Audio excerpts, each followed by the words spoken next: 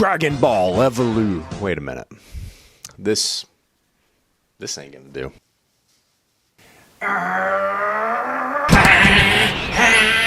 Much better. Dragonball Evolution. To preface, I am not a super nerd when it comes to Dragon Ball. I watched Dragon Ball Z when I was growing up in junior high. I was a pretty big fan. Used to go online and look up fan art and draw my own fan art. I used to sell it at school, actually. Used to play the video games. I bought an adapter for my PlayStation 1 so I could play a Japanese import of one of the games. Budokai 3 on PS2, dude? Get the fuck out of here. So yeah, I'm pretty familiar with who these characters are, but I never watched the prequel of Dragon Ball. I don't think it was on Toonami at the time either, so I just had no real clue what happened in this story. Regardless, I have heard nothing but gloriously bad things about Dragon Ball Evolution. This is the one and only English adaptation of this beloved Japanese cartoon, and boy is it such a stinker. Let's get into it. The movie opens up with an exposition dump about some evil alien Lord Piccolo that was taking over Earth. So a bunch of dudes got together and they decided to do some magic and they imprisoned him deep within the Earth. And this was thousands of years ago. Cut to now. We see a white dude's really sweaty face. He's really sweating. Sweat's coming off of his eyes, his eyelashes, sweat's coming off his nose. There's so much sweat. He's standing on two tight wires. An old man walks up and does a matrix jump onto the wires with him. They're about to play a game. First one to touch the ground loses. They start sparring, flipping around, kicking each other, and I'm trying not to throw up from the editing. White boy flies through the air to try and kick Grandpa in the face, and Grandpa just throws some kind of wind blast at him, which knocks him off of the ropes, skids him face first across the ground, and smashes him head first into an egg or fruit or something. This is Goku. Goku! The old man is his grandfather.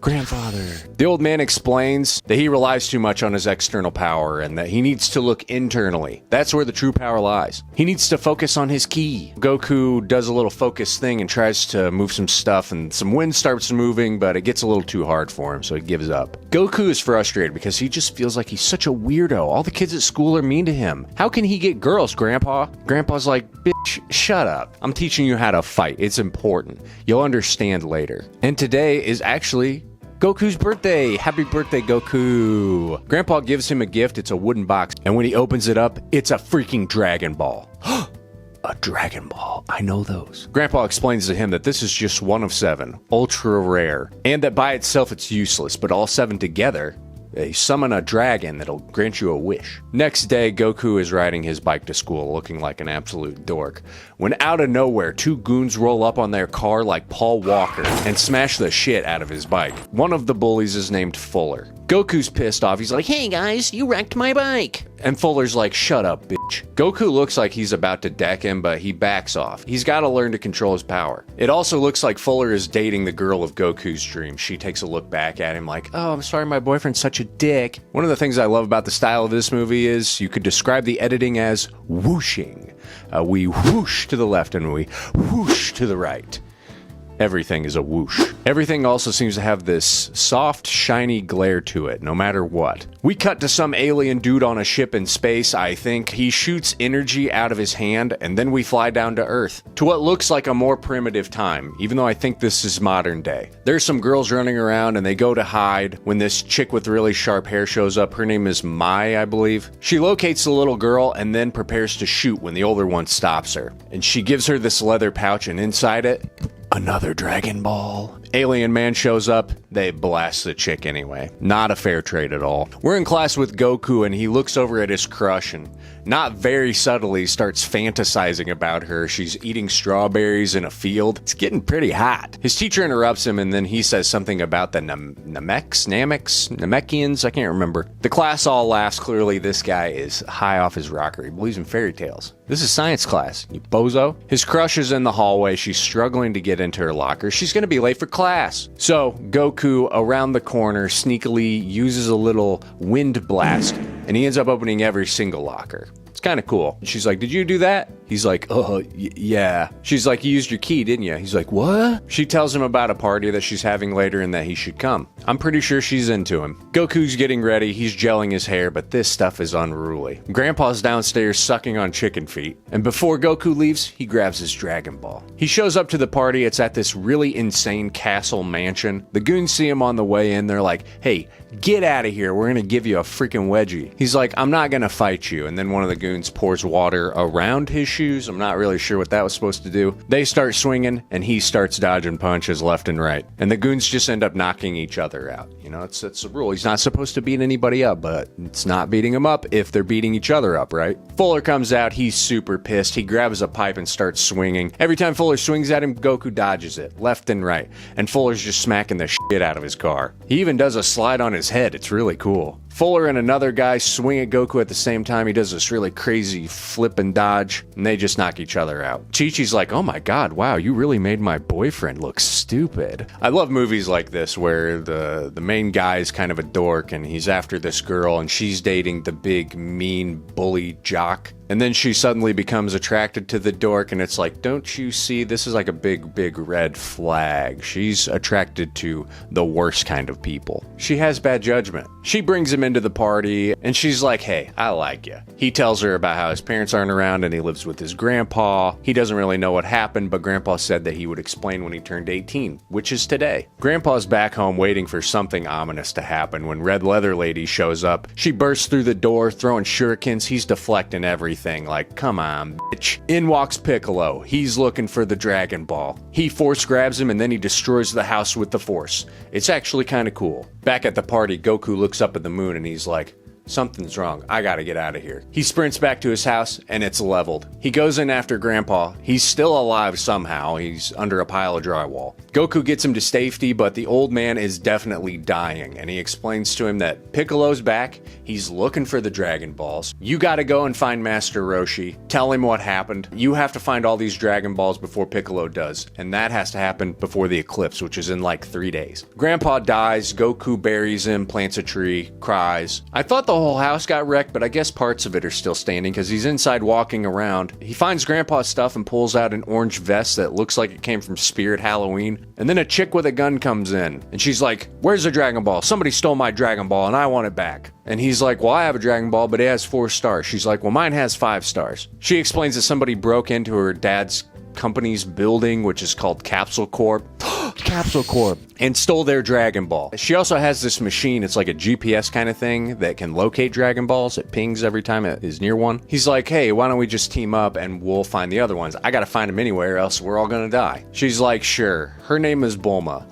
Bulma. And they head out on her Transformer 3-wheeler. She's at a kiosk searching for Roshi. He's chowing down on a turkey leg. And then his Saiyan senses start tingling. She gets a ping on the GPS that there's a Dragon Ball nearby, so they head to it. They end up at a lonely, abandoned-looking house on an island that's surrounded by a futuristic city, and they head right on in. They're trying to be quiet, but he ends up knocking some stuff off of a shelf. A bunch of pebbles fly in the air.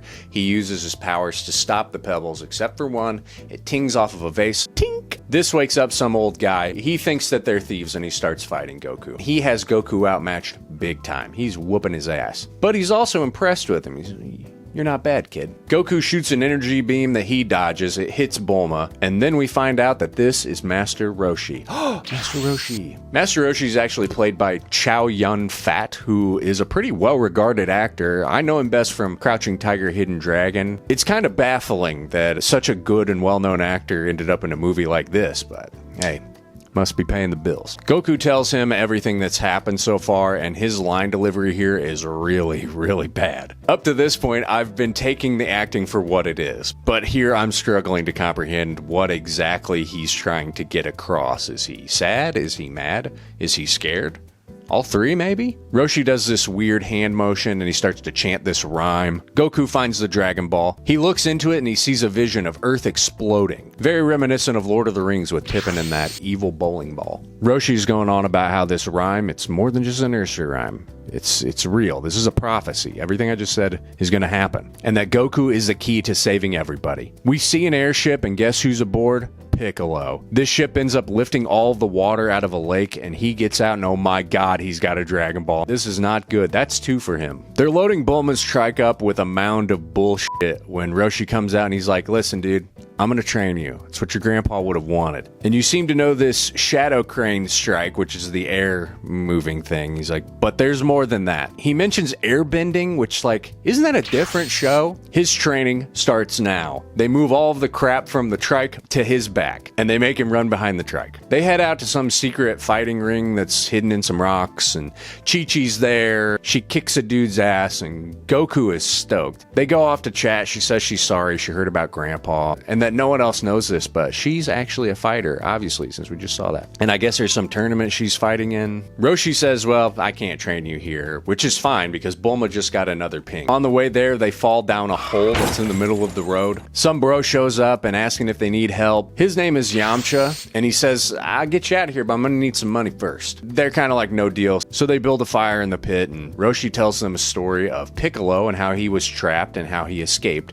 3 days, 7 Dragon Balls, 1 wish, blah, blah, blah. I feel like I've heard this like 3 times now. Yamcha's making fun of them and Goku tries to jump out, but it's just too high. Bulma gets another ping and Roshi's like, okay, screw it. And he jumps out of this pit like it's nothing. They recruit Yamcha and they get him to dig for this Dragon Ball. He drills a tunnel and they head in. Meanwhile, Piccolo and Mai are on the airship. She tells him that Roshi is training Goku and that she could go and try and stop them. And he's like, nah, I got a better plan. He straps into this weird looking chair and a bunch of needles stick into him. He's in complete agony. It's extracting his blood and then it's feeding into some kind of machine that's creating monsters. What the heck could be going on there? The crew is at a volcano now? I thought they were drilling down.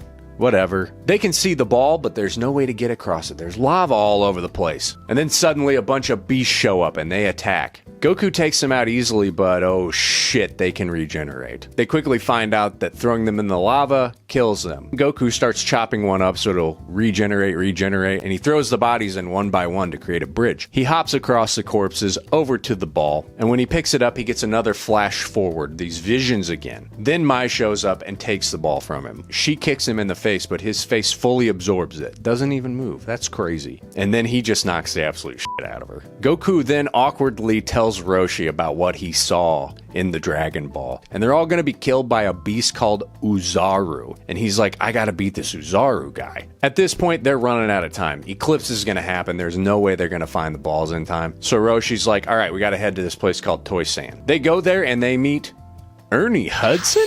What? Roshi comes in and tells him that they need his help. Goku's not ready and they're all gonna die because of him. He needs another life vessel. I'm lost. I don't know. Chi-Chi is fighting in this tournament that she told him about. The girl that she's fighting against gives her a small little cut, and that girl looks strangely familiar. She then steps out of the ring, gets disqualified. Chi-Chi wins. Mei starts walking away, and it turns out that she was only in the fight to get some of Chi-Chi's blood. What the hell does she need that for? Goku shows up and she is stoked. At the same time, Bulma and Yamcha are walking around. They're like, it sure sucks that everybody on Earth is gonna fucking die, huh?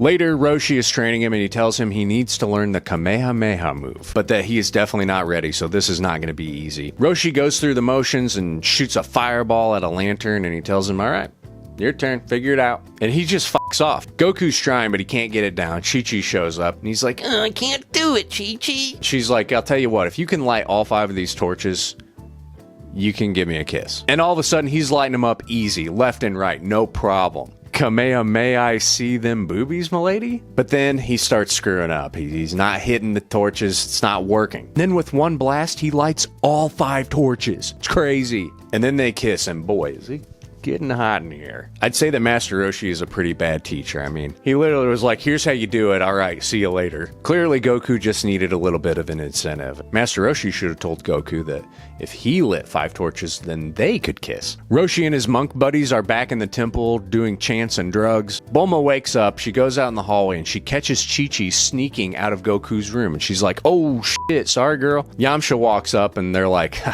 man, that Goku. He's not gay after all. And then Goku comes walking up like, hey guys, what are you guys doing? And they're like, wait a minute. She's right there.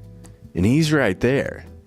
Then who the heck was that? They take off after the imposter Chi-Chi, who fires an explosive to cut them off. Then the real Chi-Chi shows up and they face off. Goku somersaults into the room and he is so confused. Which one's the real one? The fake one ends up tricking him and he kicks the piss out of the real one. And then the fake one shoots him and she escapes. Goku is barely alive after this, so Roshi does some hand moves and Goku turns into Edward Cullen. He sees his grandpa and he gets really excited. I think he's dying. Maybe he is dead. And he asks his grandpa, how do I beat this Uzaro? And he's like, the answer lies in you. You have to trust in yourself. Very ominous. Roshi Kamehamehas him in the chest, and that brings him back to reality. Bulma gets a ping. All 7 of the Dragon Balls are together. This is not good. We see Piccolo and Mai arranging these balls, and Piccolo's talking about how much agony he's been in for the last 2,000 years, how he's gonna fuck Earth's ass with this wish. He slots the balls, and these spires start shooting up out of the ground. The crew is racing their way there. They're in a Hummer. Yamcha's driving, and then he turns it into a flying Hummer. Roshi and Piccolo start blasting at each other. The balls get scattered. The Humvee's going down. Roshi's thrown from it like a sack of potatoes. Somehow everybody survives. Piccolo's like, fuck these clowns. I'm gonna go kill him. Goku emerges, and he's wearing the orange thing, the Spirit Halloween costume that he had before. He's wearing that now.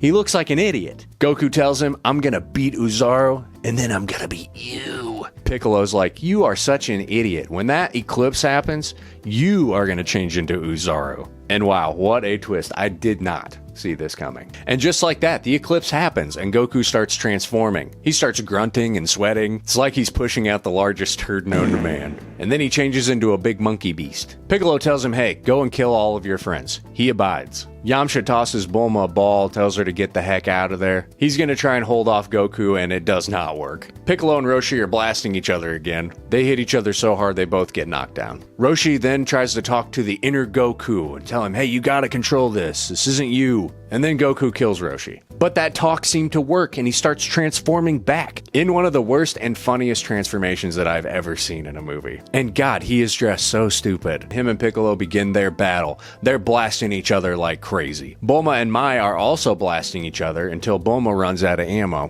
Piccolo and Goku take this fight up to the skies. Bulma throws her gun at Mai, but actually turns out it was the trike. It starts transforming and opening up, and Mai slides right under it. It misses her and explodes against the wall. And what the fuck was that? And it looks like Mai's got this fight won until Yamcha shows up and shoots her in the back. Goku's saying, in order to do this, I have to make my 2 selves into one, or something like that. Basically, he just needs to merge himself and Uzaro. Him and Piccolo start powering up some big old blasts, and they let him rip. Goku ends up going through Piccolo's blast, and so does he. And this is just the best fucking thing ever. My God, it looks so dumb. I love it. And it would appear that Piccolo has been defeated. The eclipse is over. They gather around Roshi. They decide they're going to use the balls to bring Roshi back. Goku does this chant to summon the dragon, who emerges and then breathes life back into the man. And then the balls scatter to God knows where. Roshi's like, man, it was great being dead. I loved it there. They're like, well, we got to go and find these Dragon Balls again. Goku's like, yeah, okay, but just give me 1 sec. He goes to find Chi-Chi, who's training by herself, by the lanterns where they kissed. They smooch, and she's not even mad that he kicked the shit out of her. She said she actually let him win, so it's really no big deal. And then he's like, nuh-uh, and so they fight. They both jump at each other at the end, and then the movie's over.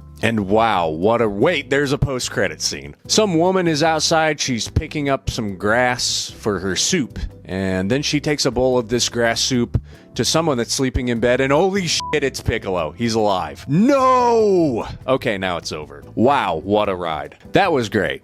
It was terrible, but it was great. This is one of those movies that just does so much wrong, and it all just ends up being right. I enjoyed the hell out of it. And for being a longtime fan of this show and these characters, I couldn't ask for a worse adaptation. I can't imagine watching this without the context of the show. Like, what the hell is this if you don't know what this, the TV show? The acting ranges from pretty good to not good at all, but I don't think that any of it really detracted from the movie. It just makes it better. It was constantly moving forward. I was never bored. The visuals in this, far better than I expected. I expected really, really bad, and these looked way better than it had any right to. They're still pretty bad at times, but I mean, that's kind of what you want. I think it's a good balance. I really am still trying to figure out how did this movie get made. Dragon Ball is a pretty big property, and this ended up looking like a fan film for Dragon Ball. It was directed by a guy named James Wong. Other movies that he's done, Final Destination 1